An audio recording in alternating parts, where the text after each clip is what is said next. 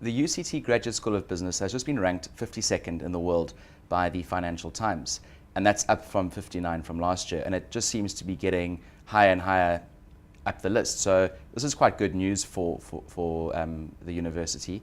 And I'm joined today by Saskia Hickey, who is the Market Intelligence and Strategy Manager for the school, to explain a little bit why this is such an important step in the right direction. Hi. Hi. So why does it matter? Why is it so important to be on this list? Well, it's important because potential graduates tell us that it's important. There are lots of MBA rankings, but there are only a handful that all the top schools really participate in. And the FT ranking is one of those. It's also one of the oldest rankings. And so it's an indication of kind of quality and relevance of a school's program. So you'll see that all the top schools participate in this ranking, and so it's quite a prestigious ranking. And you've also, from that same FT announcement, said that you have the best value for money MBA course. Yeah. That is really fantastic for us. We think it's great that we can provide quality education that's relevant at a really, really affordable price. Because obviously price considerations are quite high up on the list for potential students when they're deciding to embark on a degree like this. So we're quite chuffed. And there are no other South African business schools on the FT list, or is it the only one? It's actually the only African business school. So not only just South Africa or Southern Africa, but we remain the only African business school that's ranked in the Financial Times Global MBA. It's quite expensive to do an MBA. How do you ensure that there's a good balance of people who might come from less privileged backgrounds?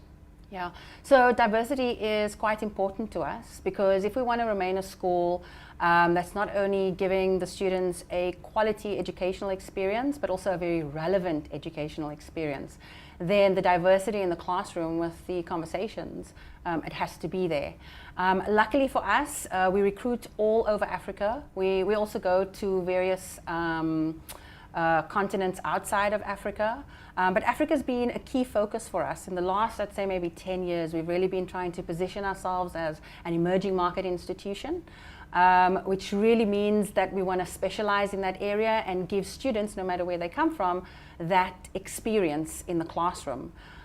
So luckily we haven't had too much of a problem on that front. When we look at the diversity, I think we have about 40 different nationalities represented in our 2015 class.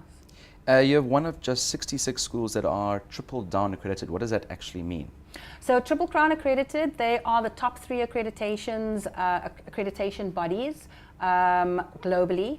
And it's quite a prestigious grouping to belong to, and it's quite a rigorous process. So the different rankings, they have different things that they weight. So for instance, the FT, they will weight the experience of the students quite highly. They'll also weight salary quite highly. Whereas the accreditations, those are a more rigorous and more kind of balanced view. These are the top bodies in the world, and so the schools generally have to go through this process every few years. In terms of the African continent, I think we are one of 3 schools that are Triple Crown accredited, and we're very proud. You've got specialized centers within the school, such as Bertha. Yeah. What is the importance of that, and how has that helped you achieve these great rankings? So it links back to what I was saying earlier about us wanting to provide a quality education that's really relevant. And when we talk about relevance, we talk about an emerging market paradigm. So that's not necessarily linked to a geography, so as in the African continent, but it's really linked to contexts that are kind of characterized by high degree of uncertainty, high degree of inequality.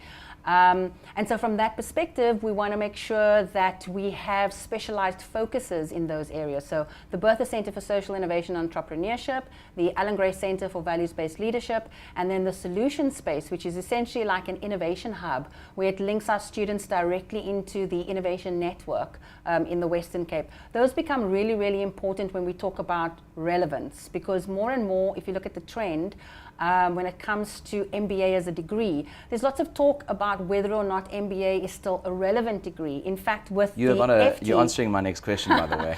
well, with the FT ranking, it was really interesting because there were quite a lot of schools that actually dropped out of the ranking because of the fact that they don't offer a full-time MBA anymore, because that's what's considered to be the classic MBA.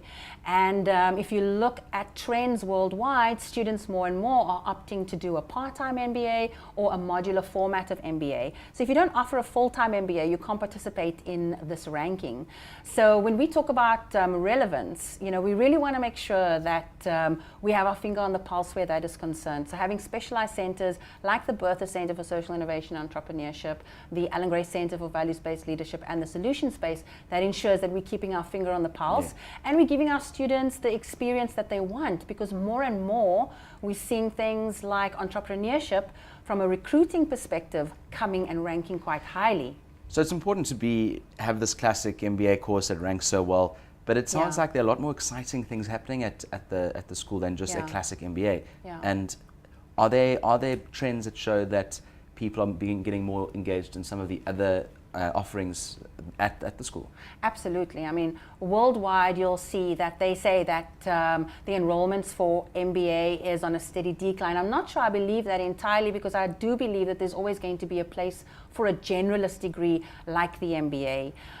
Maybe the way in which it's taught needs to be shifted or can be shifted. So as the UCT Graduate School of Business, we look at that very, very closely because we really do want to ensure that our degree is relevant far into the future. So when we talk about what does the business school of the future look like, that is very much on the minds of our faculty, on the minds of our senior staff.